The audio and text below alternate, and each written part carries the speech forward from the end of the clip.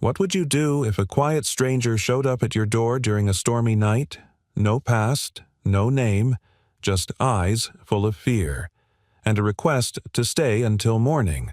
For one small-town mechanic, that single act of kindness would change everything. Before we begin, if stories of hope, redemption, and unexpected human connection move you, consider subscribing to the channel. We'd love to have you with us for every heartfelt journey ahead. Now, let's begin. Poor mechanic took in a quiet girl for the night. She vanished by dawn, leaving a diamond pendant. The rain came down hard, slapping against the corrugated roof of Jake Miller's garage like 1,000 tiny fists. Thunder growled over the Colorado mountains, echoing down the empty streets of Ridgway, a town most folks had already forgotten. Jake stood beneath the flickering overhead light, wiping grease from his calloused hands, the rich scent of oil and rust still lingering in the air. He was just about to shut the rolling door when something caught his eye through the curtain of rain, a figure barely visible standing under the metal awning outside. At first, he thought it was a trick of the lightning. But then came the shape again, a young woman, drenched, her arms wrapped tightly around herself, face obscured by wet hair clinging to her cheeks. No umbrella, no suitcase, just a thin coat plastered to her body like she'd been walking for hours. Jake hesitated. He wasn't in the habit of letting strangers into his life. Not anymore. Not since everything fell apart, the job, the marriage, the sense of trust he used to give too freely. But she looked terrified. He walked to the door and unlocked it slowly, his voice steady but cautious. "You lost." She looked up at him, eyes sharp, glassy with rain and something deeper, fear, exhaustion. "I just need somewhere dry." "Just tonight," she said quietly. Her voice was almost a whisper, but it didn't tremble. There was resolve behind it, as if she'd made the decision only after weighing every alternative. Jake glanced out at the storm behind her. Wind howled against the metal siding. Trees swayed like they might snap. He sighed. "I got a couch. It ain't much, but it's warm. Come in." She didn't thank him. She just stepped past him like she'd used the last of her strength to ask and had nothing left to spare. The inside of the garage office was modest, old leather couch, a small heater, a coffee pot that hadn't seen fresh beans in days. Jake handed her a threadbare towel, unsure if he should ask her name or pretend none of this was happening. She dried her hair silently, sitting on the edge of the couch like someone who expected to be kicked out at any moment. He poured her a cup of instant coffee. "It's terrible," he said, setting it on the crate beside her. "But it's hot." She reached for the cup with hands that trembled. Not from cold, Jake realized, but from something else. "You got a name?" he asked, sitting in the chair opposite her. She paused. "Lena," she said, then added, "Just Lena." He nodded, accepting it at face value. They sat in silence. Outside, thunder cracked again. A tree branch scraped the side of the building like fingernails on steel. "You running from something?" he asked gently, eyes not judging, just observing. Lena looked down at her soaked shoes. "Does it matter?" Jake leaned back, crossed his arms. "Not to me. Just figured. Someone like you doesn't end up at a mechanic's garage in the middle of nowhere unless she's got a good reason." She didn't respond. Instead, she pulled the blanket tighter around her and leaned into the armrest of the couch. "I won't cause trouble," she murmured. "I believe you." Jake turned off the overhead light, leaving just the soft glow of the desk lamp in the corner. She was already asleep or close to it, face turned away from him, chest rising in slow, steady breaths. For the first time all week, the silence didn't feel heavy. He watched her for a moment longer, then stepped quietly into the back room and closed the door. By morning, the rain had stopped. Jake rubbed sleep from his eyes and stepped into the main garage, still expecting to see Lena curled on the couch. But the couch was empty. The blanket was folded neatly. The coffee cup rinsed and placed upside down on the crate. Jake's gut tightened. He stepped outside, scanning the street empty. No sign of her. He checked the door. still locked from the inside. Then he saw it. On the workbench next to a coil of wiring and an old carburetor was a small velvet pouch. Jake picked it up slowly, almost reverently, as if it might vanish in his hands. Inside was a necklace. Not costume jewelry, not something you'd find at the local pawn shop. This was something else entirely, platinum chain tear-shaped diamond pendant glinting even in the gray morning light. It looked like it cost more than the entire building he was standing in. Jake stared at it, a creeping unease curling up his spine. Why would she leave something like this? Who was she? He stepped back, instinctively scanning the shop as if expecting someone to jump out and say it was all a prank. But the silence was heavier now. Not peaceful like the night before, oppressive, foreboding. He tucked the necklace into his work shirt pocket, heart thudding against his ribs. Something was wrong. And, for the first time in years, Jake Miller felt like he was part of something far bigger than the boundaries of his quiet, broken life. She'd come in from the rain like a ghost and vanished just as silently. But ghosts didn't leave behind diamonds. Jake stood motionless, the velvet pouch still in his hand, its weight far heavier than a single necklace could explain. He ran a thumb over the soft fabric, then over the diamond flawless cool to the touch utterly out of place in his rough world of engine grease and broken carburetors. His breath fogged faintly in the chilly morning air, leaking in through the thin insulation. He'd woken expecting to brew a pot of bad coffee rotate tires for a neighbor's beat-up Subaru and maybe fix the busted heater in his pickup. Not to be standing here heart-pounding, holding something that didn't belong in Ridgeway or in his life. He sat down slowly on the edge of the couch where Lena had slept just hours ago. The cushion still held a faint warmth. A single long strand of dark hair clung to the fabric. Jake's fingers hovered near it, then retreated. It felt too personal, too sacred to disturb. Why did she leave this behind? Jake wasn't naive. He knew enough about the world to recognize two possibilities: either Lena had left the necklace by mistake, or she had left it on purpose. But if it was an accident, why fold the blanket so carefully? Why rinse the cup? Why vanish? His instincts whispered something deeper. She had planned it. Every movement, every word. Even the way she gave him just her first name. There was pain behind her eyes, yes, but there was calculation too. Like a person who'd rehearsed the escape 1,000 times in her head and had finally executed it with the precision of a whisper. He reached for his phone and opened a browser. The slow internet connection crawled as he typed diamond necklace teardrop platinum, half expecting nothing. But the moment the search completed, his stomach tightened. There it was. Not an exact match, but close enough to make his skin crawl. Hanover Collection. Limited series, 12. Pieces only, not for public sale. His fingers froze. Hanover. He leaned back, staring at the ceiling as if the answer might be scrawled across the rafters. The name scratched at something buried deep in his memory, business news maybe, or a magazine at the diner. Hanover. A corporation. Big, financial, ruthless, not the kind of name that floated casually into towns like Ridgeway. He clicked the link. The site required authentication investor, login only. Jake tossed the phone onto the workbench and stood, his boots echoing sharply on the concrete floor. He paced, restlessly scanning the room for something he didn't yet know he was looking for. The folded blanket. The coffee cup.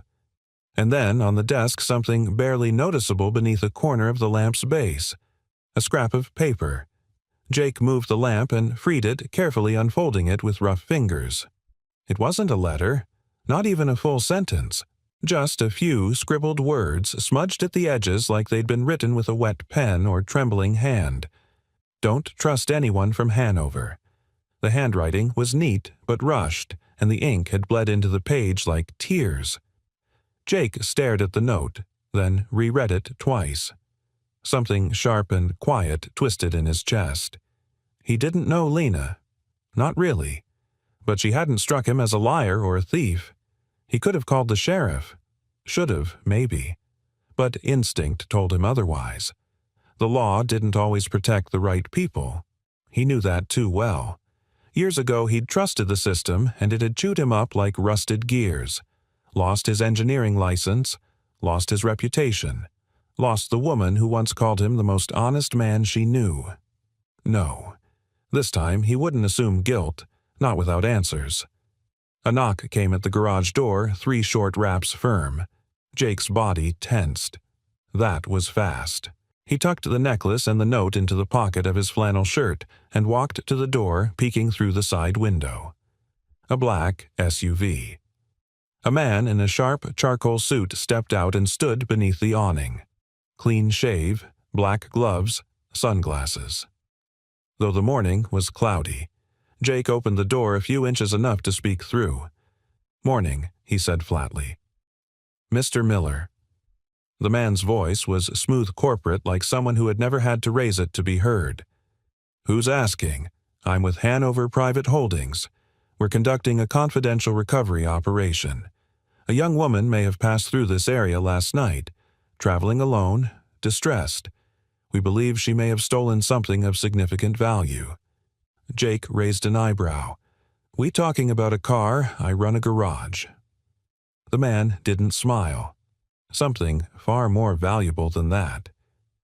Jake let the silence hang, watching the man's expression for any sign of humanity. There was none, just the faint cold gleam of someone paid well to not ask questions. "She's dangerous," the man added.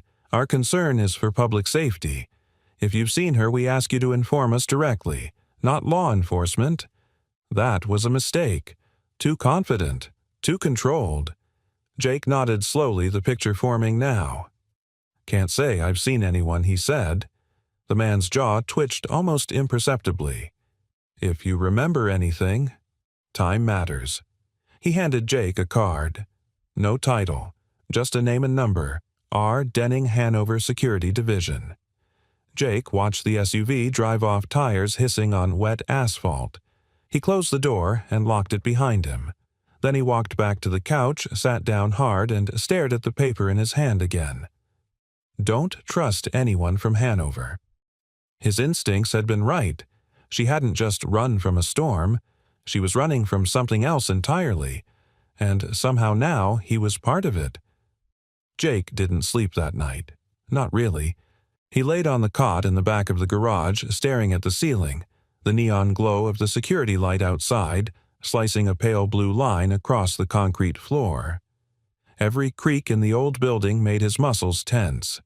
Every gust of wind against the siding sounded like footsteps. He hadn't felt this way in years, like someone had turned the world upside down and he was the only one who hadn't gotten the memo. That man, Denning, wasn't just a corporate suit. There was something in his voice, something clinical, like he'd been trained to talk without giving away anything at all. Jake had worked with men like that during his short-lived consulting days in Denver, the kind who smiled without meaning it, who knew how to wrap threats in silk. And now one had shown up at his door. He rose before dawn and made strong coffee, then pulled out the pouch again. The necklace glinted in the weak light, perfect and still, a symbol of everything Lena had left unsaid. He laid out the scrap of paper next to it. Her warning. Don't trust anyone from Hanover. His thumb brushed the edge of the note. He wanted to believe she'd meant to come back, that she hadn't just disappeared to escape whatever mess she'd gotten into, but deep down he knew Lena didn't leave by accident. She planned it, and she'd left the necklace on purpose. Why? As a message, a thank you or a trap. Jake pulled open a drawer and removed a thin manila folder, the last vestige of his past life. Inside were clippings, documents, a copy of the report that had ended his career as a propulsion engineer. He flipped through it, slowly stopping at a familiar photo of himself, years younger, standing in front of a prototype jet engine. The headline read, "Engineer accused of safety breach in test incident." He hadn't talked about it in 5 years, not even with Sandra. But now it loomed again, the reminder that truth didn't always win, and those with power, they didn't like being exposed. So when Lena warned him don't trust them, he listened. By late morning, he was back under a car trying to keep his mind quiet. A neighbor's old Ford was making a rattle in the suspension. It was comforting in a way, the clank of metal, the familiar feel of tools in his hand, the knowledge that some problems had solutions you could hold in your fingers. But he wasn't under that car for 5 minutes before he saw the black SUV again. It rolled past the garage, slow like a shark circling. Jake wiped his hands on a rag and stepped out onto the pavement, arms crossed. The SUV stopped at the corner, paused, then moved on. He watched it disappear down the road, heart sinking. They were watching, waiting, probably hoping he'd slip up. A light knock pulled him back inside. The garage door squealed as it opened, and Sandra walked in holding 2 paper bags. "You forget breakfast again," she said, tossing one onto the desk. "You've got that face." "What face?" "The one you used to wear when your old boss gave you a lecture in front of 30 people. Jake gave her a half-smile, the most he could manage. "It's been a strange couple of days." Sandra sat in the old chair across from him, peeling back the foil on a breakfast burrito. "Well, if you don't want to talk about it, I'll just assume it involves a woman and something on fire." Jake hesitated. "Then she showed up here 2 nights ago. Soaked, silent, scared. Gave me just her first name and asked for a couch." Sandra didn't flinch. "And she vanished by dawn. Left behind a diamond necklace worth more than this whole garage and a note telling me not to trust a massive corporation." Sandra leaned forward slowly. "Hanover." Jake blinked. "You know them?" "Oh, honey," she said, setting her burrito down. Back in the 80s, they were just a rising investment firm.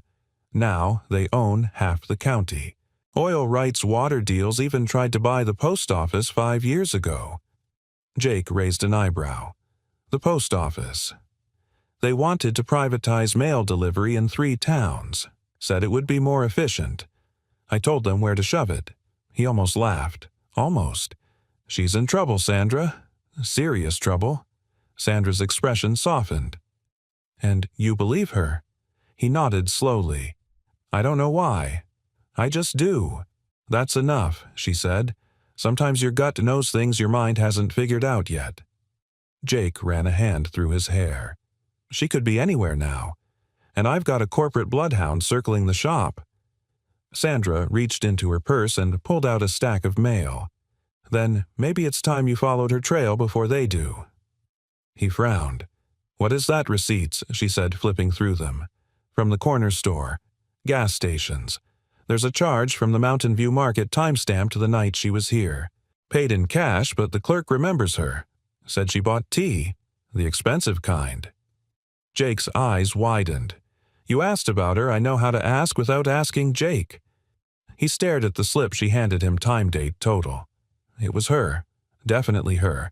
"There's only one place in a 50-mile radius that sells that brand," Sandra continued. "Aspen Organics. Rich people tea." Jake exhaled tension curling in his shoulders. "She's heading north." Sandra gave him a look. "So what are you waiting for?" "Go, before they find her first." He hesitated, then folded the receipt, the necklace, and the note into a canvas pouch and zipped up his old army jacket. As he climbed into his beat-up truck, Sandra called after him. "You be careful, Jake. You're not just fixing cars anymore." He nodded once the engine rumbling to life beneath him. As he pulled onto the open road, he looked out over the ridgeline trees, swaying in the crisp wind clouds hanging low like a curtain waiting to rise.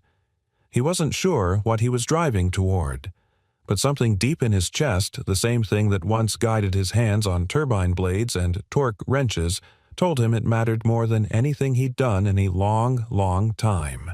She trusted him. Now it was his turn to find her. The road to Aspen wasn't long, but it wound like a question mark across the foothills, each turn hugging the trees tight as if reluctant to let go of secrets.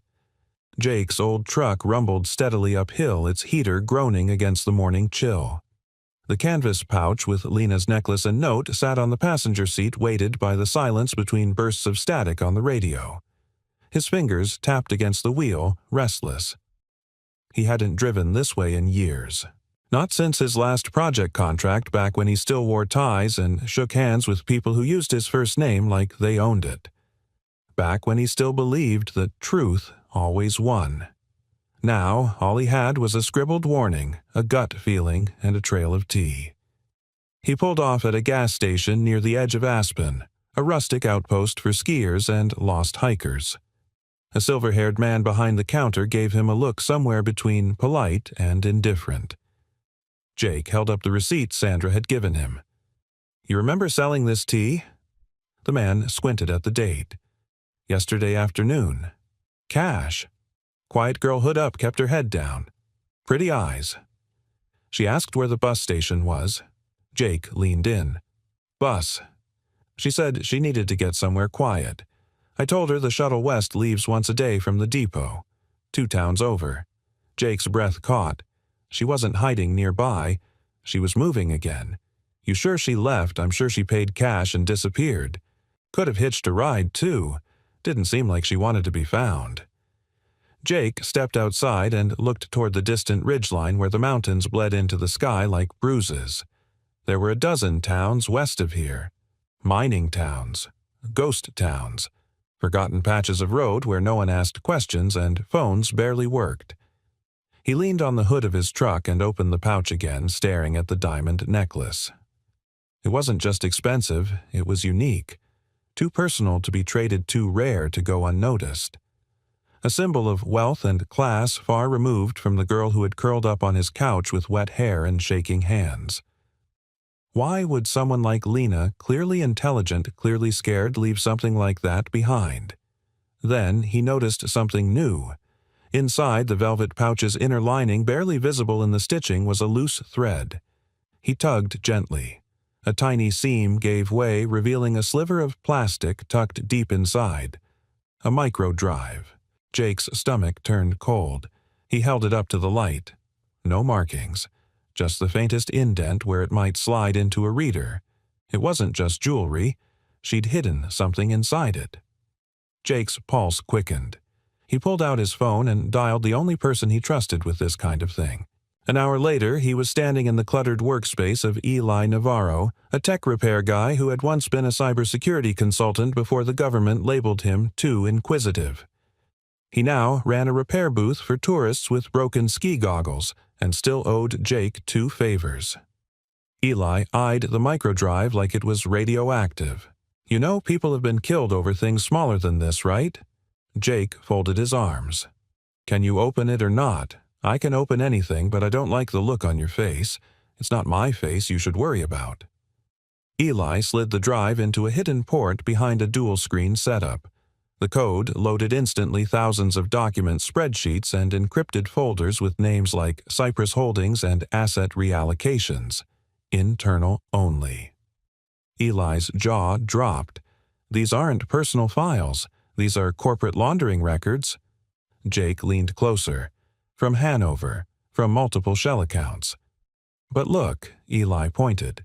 "Same IP origin. Same document signature. And see this folder?" Jake read the label MH Auth Executive Access Only. MH, Eli murmured. "That's Miles Hanover. This is top-level access. No one gets these files unless they're inside." Jake's throat dried. Lena hadn't just stumbled into trouble. She was the whistleblower. "She's not a thief," Jake said quietly. "She's trying to expose them." Eli nodded slowly. "Then she's in way more danger than you think. These people don't call lawyers. They make problems vanish." Jake stood in silence, the enormity of it sinking in. Lena hadn't asked for his help, but she'd trusted him enough to leave behind everything. She could have dumped that necklace anywhere, but she chose his garage, his couch, his life. He glanced down at the pouch again, this time with reverence. "She's not just hiding," he murmured. "She's trying to finish something." That night, Jake returned to Ridgeway with a plan forming in the pit of his chest. He parked behind his garage, killed the lights, and slipped inside through the side door.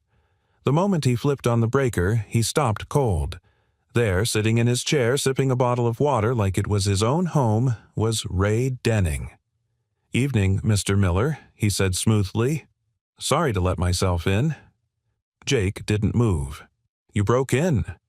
Ray smiled like a man who'd heard the accusation before. "We're past formalities, aren't we?" Jake said nothing. Ray set the bottle down.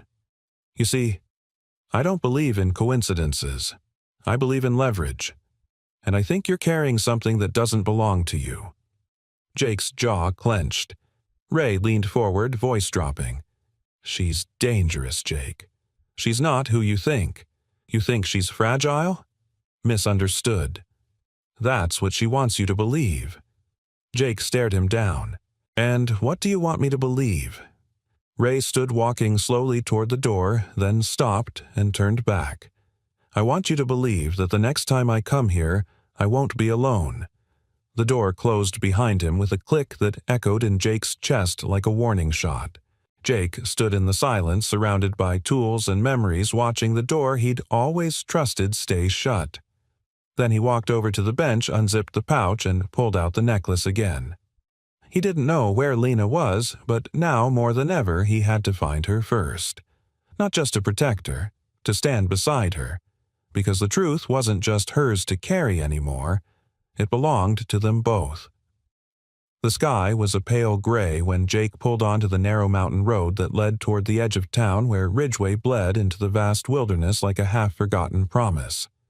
His hands gripped the wheel harder than necessary. Each turn, each tree-lined stretch felt like a narrowing funnel.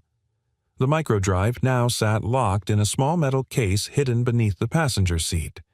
He didn't need to keep looking at it anymore. The information it carried was burned into his brain. Lena wasn't just fleeing, she was fighting, and she was doing it alone.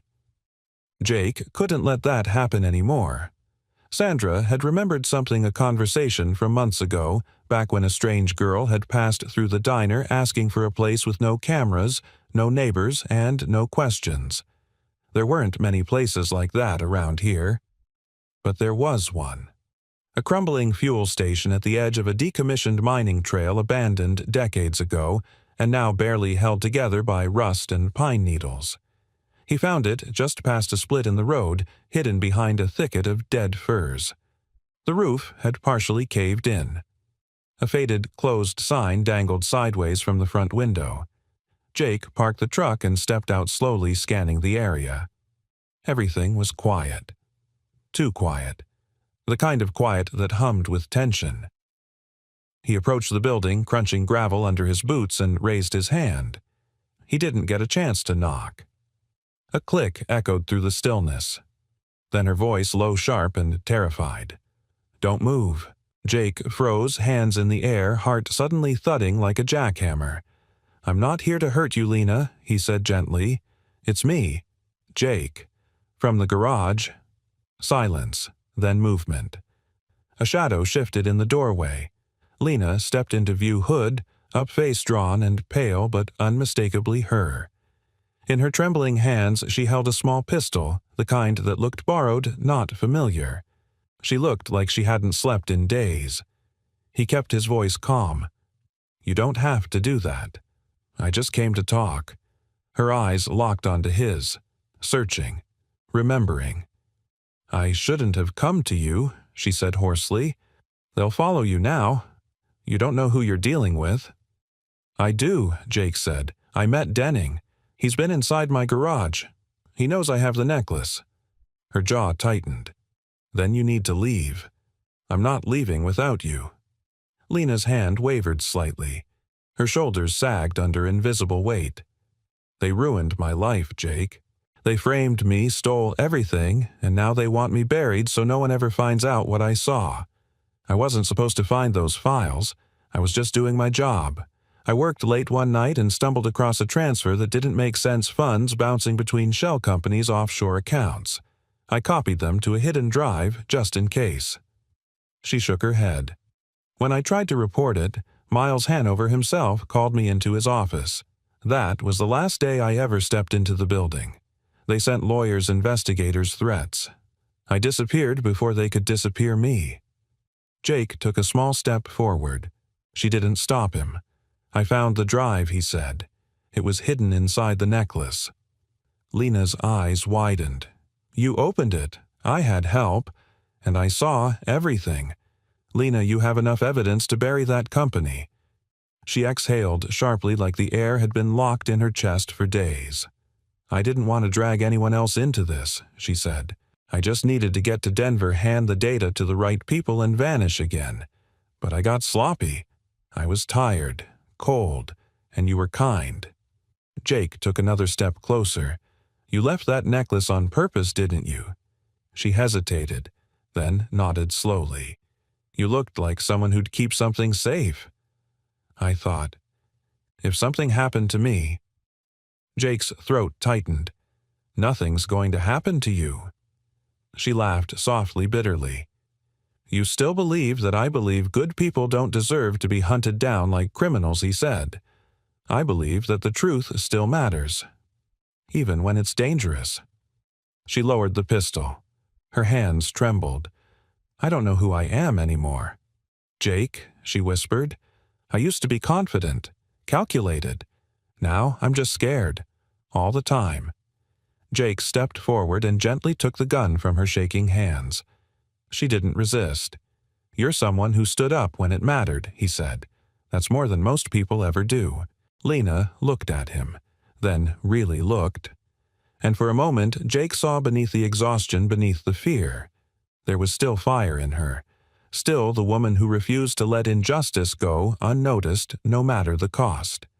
He helped her sit on a broken bench by the wall. She clutched a blanket around her shoulders, eyes darting occasionally to the woods outside. "They'll find me again," she said.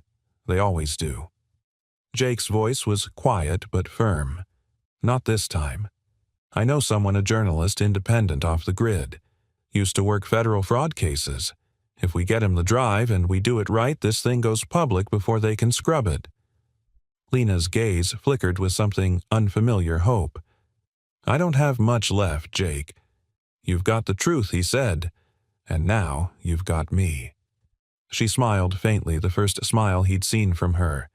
It didn't last long, but it was real. Jake stood and looked out the cracked window. The sun had dropped behind the mountains. Shadows stretched long across the ground. He knew time was running out, but for the first time Lena wasn't running alone. And somewhere in the distance, headlights began to crawl up the road. The low growl of tires against gravel was unmistakable. Jake stepped back from the broken window, motioning for Lena to stay low. Outside, a black SUV crept toward the abandoned fuel station, its headlights slashing through the trees like twin searchlights. The woods around them fell still, holding their breath.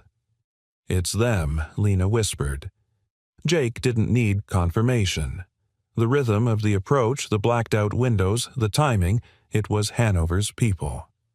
Denning was making his next move, and this time he hadn't come to talk. "Is there a back door?" Jake asked quickly, scanning the room. Lena nodded and pointed toward a narrow hallway lined with rotting shelves and old fuel signs. "It opens out to the trail." Jake grabbed the microdrive from his coat pocket, zipped it inside the canvas pouch, and slung it over his shoulder. He gently pulled Lena to her feet. She swayed, still weak but alert. "We go now," he said. Fast and quiet. They slipped into the hallway just as the SUV came to a halt. Jake heard car doors open 2, maybe 3 men. Heavy footsteps crunched over broken glass and leaves. Voices murmured low and clipped. "They're sweeping the place." Jake pushed the back door open with the slow precision of a mechanic easing open a rusted engine. A bitter gust of mountain air hit their faces as they stepped out into the darkness. The forest loomed like a cathedral. Tall trees arched overhead, their bare limbs clawing at the sky. "Stay close," he whispered. They moved quickly along a trail that had long since given in to disused branches whipping at their legs, stones slipping beneath their feet. Jake kept glancing back. No one behind them yet, but he knew it wouldn't take long. 10 minutes in, they reached a narrow slope. Lena stumbled, her ankle twisting awkwardly. Jake caught her, steadying her weight on his side. "We can stop if no," she gasped. "I've come too far to stop now." He nodded. She was trembling, but determined. They pressed on until the trees opened slightly into a clearing where the moonlight pooled over frozen grass. An old ranger's cabin stood to the left, half collapsed but still upright enough to offer shelter. Jake led her inside, closing the door behind them as softly as he could. Inside, the air was thick with mold and dust, but the structure held. Broken furniture littered the floor, and a fire pit sat in the center, long cold. Lena sank to the ground, exhausted. Jake dropped beside her, watching the tree line through the cracked window. The SUV hadn't followed yet, but they would. It was only a matter of time. He turned to her. "You okay?" She nodded, slowly wiping sweat from her brow. "I keep thinking, this will be over, but it just keeps going." Jake looked at her for a long moment. "Lena, you don't have to carry this alone anymore. You took the first risk. You exposed the truth. Let me take it from here." Her eyes shimmered, not from tears, but from the weight of those words. "Why are you doing this for me?" Jake's answer came without hesitation. "Because someone once let me fall when I needed help most. I swore I'd never let that happen to someone else." Lena looked away, voice barely audible. "You still believe in people?" Jake leaned back against the wall, staring at the rafters above. "I believe some people are worth believing in, and you're one of them." She didn't speak again for a while. Her body slowly relaxed, her breathing evened. Jake listened to the wind alert for any sound of pursuit. Suddenly, a sharp crack echoed outside, branches snapping. Jake reached instinctively for the wrench he'd brought from the garage, heavy steel reliable. He motioned for Lena to stay silent, then peered through the split in the doorframe. A shadow moved between the trees. Too fast for an animal. He cursed under his breath. They had found them. He turned to Lena. "We need to go." "Now." "No," she said, shaking her head. "We won't outrun them on foot again. They'll catch us." Jake's jaw tightened. She was right. Then he saw it, a rusted ATV parked behind the cabin, half hidden under a tarp and brush. Probably left behind by some ranger years ago. It was ancient, but Jake's eyes lit up with something he hadn't felt in years. A challenge. "Buy me 2 minutes," he said, already moving toward it. "If this thing still has a heart, I can wake it up." Lena stared at him. "You're going to fix an engine?" In the dark.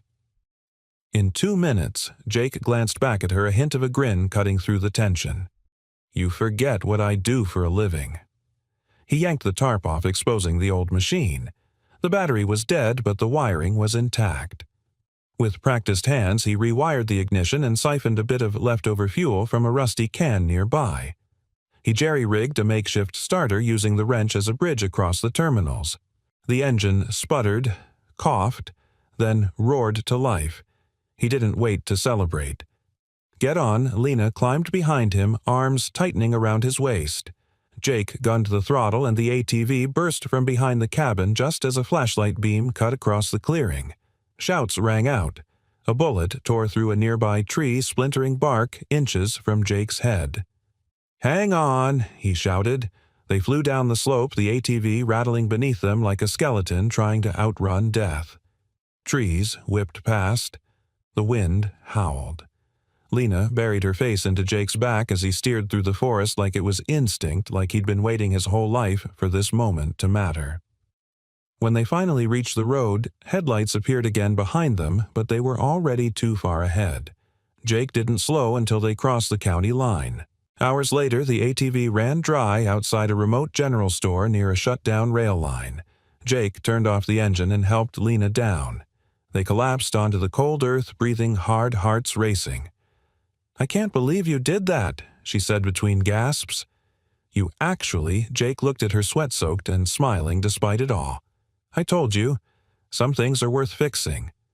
And for the first time, Lena laughed. Not because it was safe, but because maybe she was finally allowed to hope. The old general store was barely more than a shadow in the night. Its sign dangled crookedly rusted nails, barely holding it aloft. The windows were boarded, but the back door creaked open with a nudge from Jake's shoulder. Inside, it was musty, cluttered with crates of canned food, a broken cooler, and stacks of yellowed newspapers no one had cared to collect. Jake laid down a few canvas tarps over a corner of the floor, and Lena sank onto them with a soft sigh, her body finally allowed to feel its exhaustion. She tucked her arms around her knees, silent. Jake knelt beside her and reached into his jacket, pulling out the canvas pouch. From it, he removed the microdrive and set it between them like a relic. "There's something I need to show you," he said gently. Lena's eyes flicked to the drive, recognition flashing in them. "You decoded it." Jake nodded. Eli helped. He's ex-Fed. Burned out, but still brilliant. He opened the drive and saw everything. The shell companies, the offshore accounts, even a folder labeled M.H. Outh. It had Miles Hanover's signature on dozens of documents tied to illegal fund transfers. Lena didn't say anything at first. Her shoulders trembled not from cold, but from the sudden release of pressure, the confirmation that she hadn't gone mad, that everything she risked her life for was real. She covered her mouth with one hand. Her eyes glassed over not from fear, but from something deeper, vindication. "I wasn't sure anymore," she whispered. "I kept thinking, maybe I imagined it. Maybe I read the numbers wrong. But it was real. I wasn't crazy." Jake's voice was low, steady. "You were never crazy. You were right, and they knew it." Lena leaned back, her head resting against a shelf of dusty soup cans. Her chest rose and fell in shallow breaths. "Do you know what it's like," she said, "to be followed by people who smile while they're ruining you? To go from boardrooms to bus stations, to be called a thief by the man you once worked late nights to impress?" Jake nodded slowly. "I do." She looked at him. "I was accused once, too. Not of theft, but negligence. I was part of an aerospace project that went wrong during a demo. A sensor failed. Prototype engine lost balance mid-test. The media blamed me before the investigation even began. The company needed a fall guy, and I was a convenient name." He exhaled, memories darkening his face. "They revoked my clearance. Fired me. That garage. It's all I had left." Lena reached out and placed a hand over his. Her touch was hesitant but warm. "I'm sorry." Jake shrugged. "Don't be. It taught me who I really was when there was nothing left to hide behind." They sat in silence for a long moment, their hands still touching, the only sound the wind brushing past the walls outside. Then Jake broke the silence. "We can't keep running. It's time to do what you came here to do." Lena met his eyes. "You mean go public?" "Yes. But not just to anyone. I know someone. A journalist.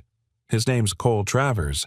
He used to do deep-dive financial investigations for a national paper before he started his own network. He lives off the grid now, partially because of threats, partially by choice. If anyone can get this out, it's him." Lena hesitated. "What if he doesn't believe me?" "He will," Jake said with quiet certainty, "because I'll be standing next to you when you show him." Her expression softened, then hardened again with determination. "Okay," she said. "Then let's finish what we started." Jake stood and moved to his backpack, pulling out a cheap laptop wrapped in a towel for insulation. Eli loaded the files onto a secure cloud.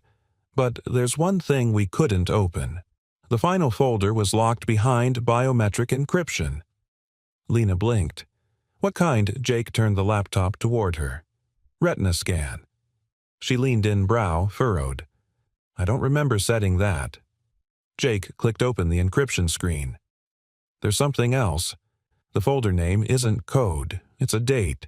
He typed it out for her, 09/17/2004. Lena's eyes widened. "That's my mother's birthday," she whispered. Jake tilted his head.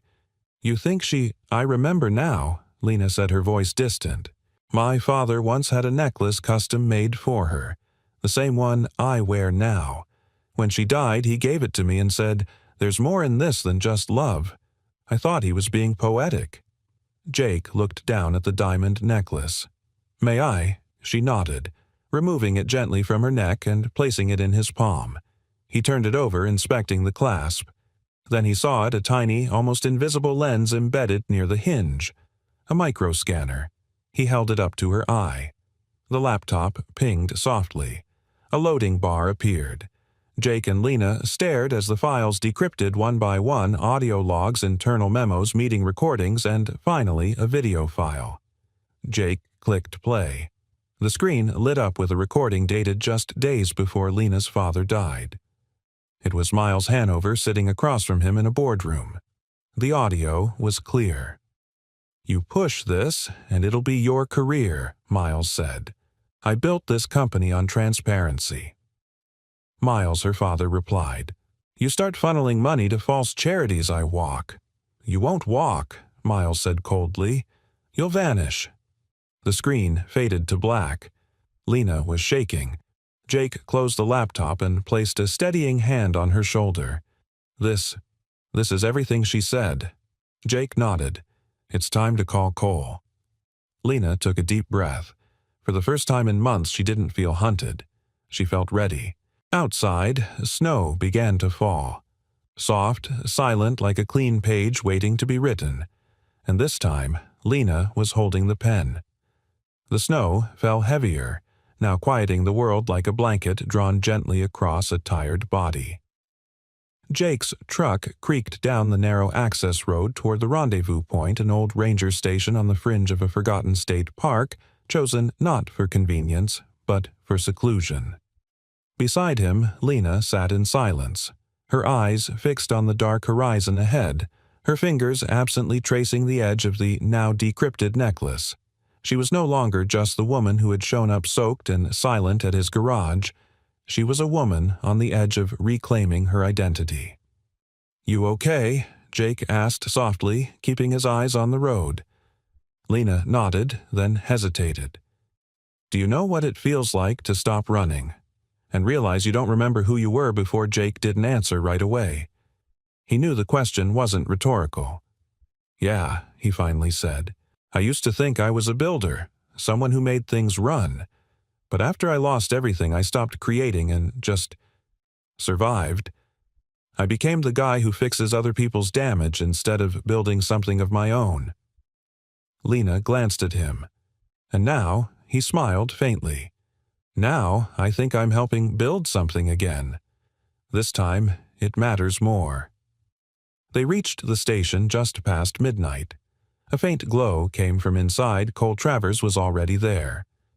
Jake parked the truck behind a wall of snow-laden trees and looked at Lena one last time before they stepped out. "You ready?" he asked. She took a deep breath. "I think I was born ready for this. I just forgot." The ranger station was rustic but warm, its stone fireplace crackling with heat. Cole stood from a desk littered with recording equipment, flash drives, and 3 battered laptops. He looked exactly as Jake remembered, scruffy beard, thick-rimmed glasses, a worn denim jacket with too many pockets. "You must be Lena Cole," said, extending a hand. "Or, should I say—" Lena Hanover. Her shoulders stiffened. Jake stepped slightly in front of her. "She trusted you, Cole. Don't make her regret it." Cole held up both hands in mock surrender. "Understood. Let's just say I've been following this web for years. I didn't know it was going to knock on my door wearing a necklace." They sat down together as Cole opened the decrypted files. Lena handed him the drive. Her fingers were steady now. Every tremor, every trace of doubt had been replaced by something quieter but stronger. "Resolve." "This folder here," she said, pointing to the laptop screen, "contains asset movement records, front corporations, and 3 years' worth of internal audit manipulation." Cole clicked through the documents, his eyes sharp with focus. "This is enough to trigger a federal investigation. If we get this in the right hands, Miles Hanover will have nowhere to hide." "He never thought I'd be the one to bring him down," Lena said. Her voice was calm, but her eyes burned. Cole leaned back in his chair. The daughter of the founder disguised as a junior analyst returning undercover, vanishing when the threats began. That's the kind of truth people feel in their bones. If we get this story out right, we don't just expose a corrupt CEO. We show that justice doesn't always wear a badge or carry a gavel. Sometimes it wears a torn coat and walks through a storm. Lena swallowed hard. "I don't want to be a symbol. I just want to be free." "You will be," Jake said, reaching over to gently squeeze her hand. "We'll get you there." Cole stood and began connecting a secure satellite uplink. "Once I transmit this, it'll be out of their reach." Multiple journalists will receive copies, legal teams regulators. Hanover can't silence everyone. Lena nodded. Do it. As the files began to transfer, a sudden tremor passed through her. Not of fear, but release. The weight she'd carried for so long alone in the shadows was finally lifting. She leaned her head against Jake's shoulder. I spent so long trying to be invisible, she said softly. Now I'm about to be more visible than I've ever been. Jake turned to her. You don't have to do it alone. You never did. She smiled, not the faint broken smile of someone holding back tears, but a full genuine expression of something rare and hard-earned. Peace. The upload finished in less than an hour. Cole encrypted multiple backups and burned 2 hard copies. One he handed to Lena. You're the only one I trust to carry this, he said. Keep it safe. Jake stepped outside to check the perimeter. The snow had softened the air into stillness. No headlights, no SUV tracks, no denning. Not tonight. Inside, Lena stood by the fire watching the flames dance. Cole moved to pack up his equipment but paused and turned to her. You know he said you could vanish again if you wanted to. The story will be enough. You don't have to go public. Lena looked at him, eyes clear. No, she said.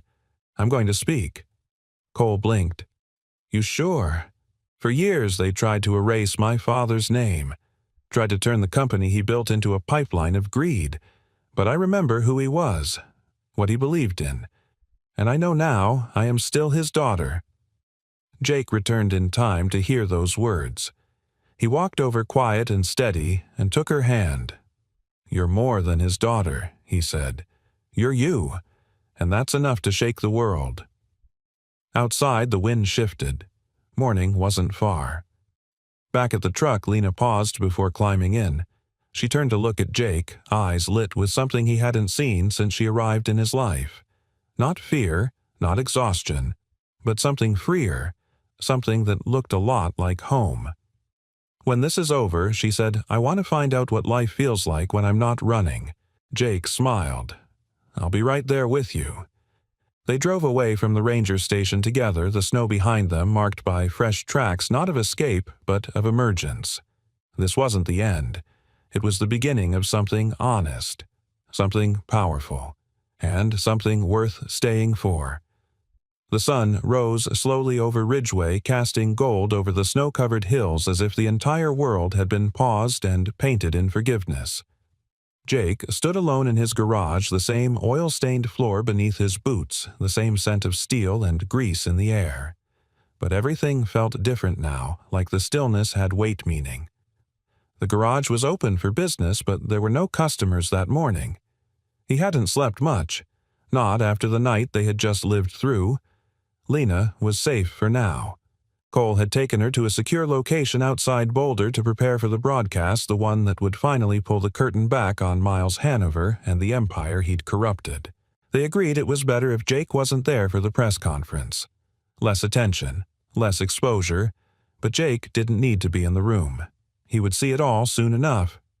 He turned on the small TV mounted in the corner of the garage, the one that usually played daytime repair shows or old westerns.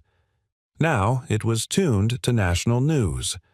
The anchor's voice came in steady and serious, developing story involving one of the country's most powerful investment firms. Today, whistleblower Lena Hanover, daughter of the late founder Edward Hanover, is coming forward with evidence of massive fraud, embezzlement, and cover-ups within Hanover Private Holdings. Jake froze as the screen shifted to a podium where Lena stood beneath a row of microphones. She was dressed simply black coat hair tied back, no makeup, no theatrics. Her voice, when she began, was quiet but firm. I never intended to be a symbol. I never asked to be at the center of this. I only wanted to do the job I was hired for and honor the values my father built this company on: integrity, fairness, transparency. But when I found evidence that these values had been compromised, I did what I thought anyone with a conscience would do. I tried to report it. Instead, I was threatened, followed, erased. I was told to disappear, but I chose to speak. Jake felt his throat tighten. She wasn't the girl who had knocked on his garage door anymore. She was something more now, someone the world couldn't ignore. The broadcast cut to snippets of the evidence-forged financial statements, transfers to offshore accounts, audio recordings of boardroom threats. Everything Jake had seen. Everything they'd risked their lives to protect. The room suddenly felt too small for the weight of it all. Jake sank into his work chair, eyes never leaving the screen. Lena continued, her voice steady. "I wouldn't be here today if it weren't for people who believed in the truth more than their safety. One of them is a man you've never met. He's not a lawyer or a politician. He's a mechanic. A man who gave a stranger shelter on a stormy night because it was the right thing to do. When the world turned its back on me, he didn't. This isn't just my story, it's his too, and it belongs to everyone who's ever been told they don't matter. You do. We all do." Jake's chest ached. He hadn't expected her to say his name. She didn't. But every word was a thank you written directly into his ribs. A tear slipped down his cheek before he could stop it. He didn't wipe it away. Later that afternoon, Sandra arrived with 2 cups of coffee and a look that said she'd watched every second of the broadcast, too. "You always knew how to pick 'em," she said, setting a cup beside him. Jake chuckled. "I didn't pick her. She just showed up." Sandra studied him for a moment, then softened. "She didn't just show up. People like her don't end up in places like this by accident. You were meant to find each other." Jake didn't argue. Deep down, he felt it too. "Think she's safe now?" he asked quietly. Sandra nodded. "As safe as truth can make a person. Which isn't perfect, but it's something." Jake took a long sip of coffee and let the warmth settle into his chest. "She asked me once if I still believed in people," he said. "I didn't have an answer then, but I do now." And Sandra asked. "I believe in her." That evening, Jake returned to the workbench. His tools were still where he left them. But now, resting beside the socket wrenches and pliers, was the velvet pouch Lena had left behind. He opened it slowly, expecting the necklace to be inside. It wasn't. Instead, there was a note. "Jake, you were the first place that felt safe after a long time of running. You didn't ask who I was. You just cared that I was cold. There's a kind of goodness in you that doesn't need headlines to matter. But I wanted you to know none of this would have happened without you. When all this is over, I hope to come back not to hide, but to stay." Lena Jake closed the pouch, his hands trembling slightly. Outside, the wind had quieted. The snow had stopped. The world was still. And in that stillness, Jake realized something he hadn't felt in years, something he didn't dare name too soon. Hope. The snow had melted into puddles by the time Lena returned. It had been 10 days since the broadcast, a whirlwind of headlines, congressional statements, subpoenas. The Hanover name was no longer synonymous with corporate dominance, but with fraud, deception, and betrayal. Miles Hanover had resigned under pressure just 48 hours after Lena's testimony. His face now lived on the news, not on magazine covers, and the empire he'd manipulated for years had begun to crumble under the weight of her courage. Jake had watched it all unfold from the garage, never saying much. He didn't need to. He already knew what mattered. Still, when the bell above the shop door jingled late that afternoon and she stepped inside it, took everything in him not to freeze. She looked different, but not in the way people change with fame. She looked rested. Her posture no longer curled in defense. Her eyes, though still touched by a cautious shadow, no longer darted like prey. She carried herself like someone who had been unburdened. But she smiled the same way. Soft. Real. Like she remembered. Jake stood from his workbench, heart thudding. He wiped his hands on a rag, suddenly unsure of what to say. He'd imagined this moment so many times in dreams, in thoughts he tried to shake off. But reality was better than all of them. "Hey," he said finally. "Hey," she echoed. Silence stretched between them for half a breath. Then Lena stepped closer, eyes scanning the room like a memory coming home. "I didn't know if I should," she said quietly, "but I wanted to." Jake tilted his head. "Come back." She nodded, not because I needed to hide, not anymore, but because there's something here I don't want to run from. His chest tightened. She glanced down at the grease-stained floor, then back up at him. Everything's moving so fast out there. Reporters, lawyers, interviews. I said no to most of it. He raised an eyebrow. Why? Because all the noise felt like them. And you were the only quiet I ever trusted. He took a slow step toward her. So what? Now she smiled again, fuller this time. Now I get to choose. For the first time in a long time, I get to decide who I am. Jake watched her, marveling at the strength in her stillness. "And who's that?" he asked gently. She looked around the garage, eyes lingering on the couch she once slept on, the coffee pot that hadn't improved since she left, and the velvet pouch that still sat on the shelf. Then she met his gaze, unblinking. "I'm not the girl in the storm anymore. I'm the woman who walked through it and came back." Jake felt the weight of her words settle deep in his bones. Then, without thinking, he reached into the drawer beside him and pulled out a small wooden box. Inside, polished and simple, was a key. For what, she asked, surprised. He stepped forward, pressing the key into her palm. "The side door. In case you ever want to come in before I open up." She looked down at it, stunned into silence. Her fingers curled around the key like it was something far more precious. He hesitated, then added softly, "You don't have to decide anything today. You can stay for a coffee, or a week, or forever. Up to you." Lena blinked rapidly, then laughed, a short, breathless sound that broke something open inside him. She closed the distance and reached up to cup his face with one hand, her thumb brushing lightly over the stubble on his cheek. "I'm not going anywhere," she whispered. Then, like it had been waiting for permission, the world went quiet. No headlines, no deadlines. Just the two of them standing in the place where everything had begun, but nothing had ended. That evening, the garage closed early. Jake made grilled cheese on a hot plate while Lena sat cross-legged on the old couch, flipping through a dog-eared manual on carburetors, half laughing at his margin notes. The radio played low in the background, an old love song neither of them had heard in years.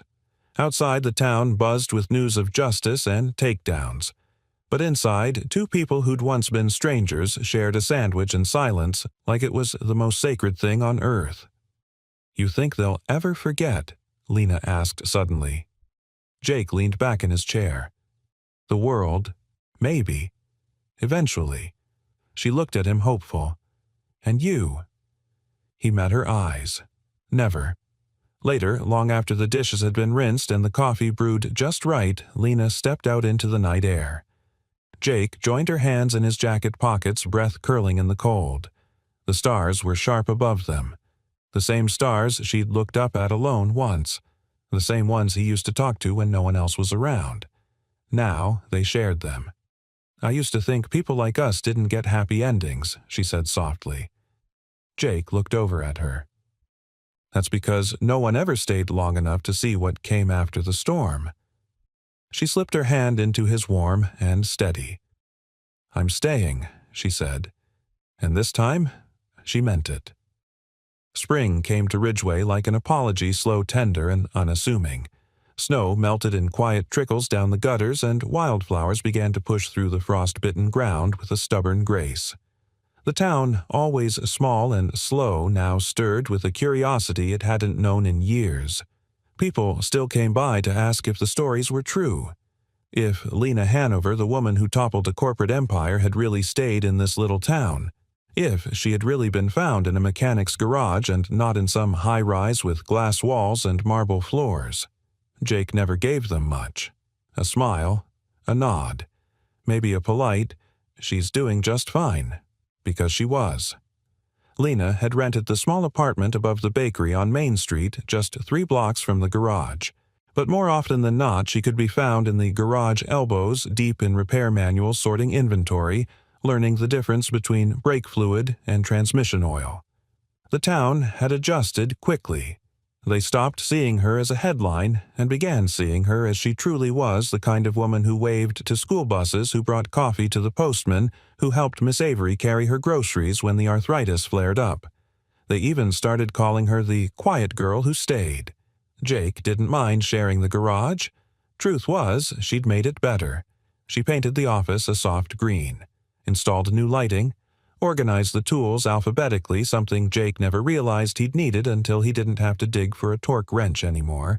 But more than that, she brought something into the space that tools couldn't fix and shelves couldn't hold. She brought presence, steadiness, healing. One Saturday morning, as the town prepared for its annual Ridgeway Spring Market, Lena stood behind the counter reviewing receipts from the week. She wore a faded flannel over a soft gray t-shirt, and her hair was pulled into a loose braid. Jake was in the back working on a Jeep with a rusted axle, humming to a song only he seemed to know. "Got another one," she called. Jake leaned out from the garage bay. Brake job, flat tire, and an odd rattle in second gear. Mr. Callahan's Buick. Jake nodded. "Tell him I'll have it ready by Thursday." Lena scribbled it on the job board. She turned just as Sandra stepped into the shop carrying a tin of her famous cinnamon rolls. "Peace offering," Sandra said, setting them down. Jake smirked. "We didn't argue. I didn't say it was your piece I was offering." Sandra replied, giving Lena a wink. "Figured you two could use a little sweetness." Lena chuckled. "Thank you. We've been running on gas station coffee and stubbornness." Sandra looked around the garage. "Place feels different now. Lighter." "It is," Lena said softly. "Jake made it feel like home. I'm just keeping it warm." Sandra smiled, but her voice turned gentle. "You didn't just warm it, sweetheart. You brought it back to life." She left with a hug and a wave, and the scent of cinnamon lingered like a blessing. That evening, as the sun slipped behind the hills and cast long golden shadows across the street, Jake finished locking up. Lena leaned against the truck, watching the sky turn lavender and rose. "You ever think," she said, "how strange it is that everything started with one rainy night?" Jake stepped beside her. "I think about it every day." She looked at him, her voice quiet. "You didn't know who I was. You didn't owe me anything. And still, you opened the door." Jake met her gaze. "You were scared, cold, tired. You didn't need to be someone. You just needed someone to care." Lena nodded, a soft smile forming. "There's something else I've been thinking about," she said. "This garage." He raised an eyebrow. "What about it?" "We should make it something more," she said. Eyes bright. "A program. For people starting over. Second chances. Teach them skills, let them work here. Mechanics, bookkeeping, customer service. Call it, I don't know." Jake looked toward the faded sign above the shop door, then back at her. "How about Miller and Hanover Garage?" he said. She laughed, light and full. "You're really putting my name on the building?" Jake shrugged. "It's already written on everything else that matters." They stood there a long while, watching the last light disappear behind the ridgeline, hand in hand, the air between them filled not with silence, but with ease. Months later, a new sign hung proudly above the garage, Miller and Hanover Garage, honest work, honest people, and below that, in smaller script, a place for second chances. Inside, an 18-year-old named Caleb was learning how to rotate tires while Lena showed a young mother named Jessa how to create an invoice using the new software. Jake stood at the bay door, coffee in hand, watching it all unfold. It wasn't flashy, it wasn't famous, but it was real. It was healing. It was hope. And for the first time in a long, long time, Jake Miller didn't feel like the man left behind. He felt like the man who'd stayed for the right reasons and the right person. As Lena walked toward him, her eyes full of light and steady joy, he smiled. Not because the past was gone, but because the future was finally theirs to build. Together. And under that humble roof of steel and sawdust, they did. We'd love to know where you're watching from. Drop your location in the comments below so we can see how far this story has traveled. If you enjoyed this heartfelt journey, don't forget to subscribe for more inspiring stories just like this one. Your support means the world to us and helps keep these stories alive. Thank you so much for watching.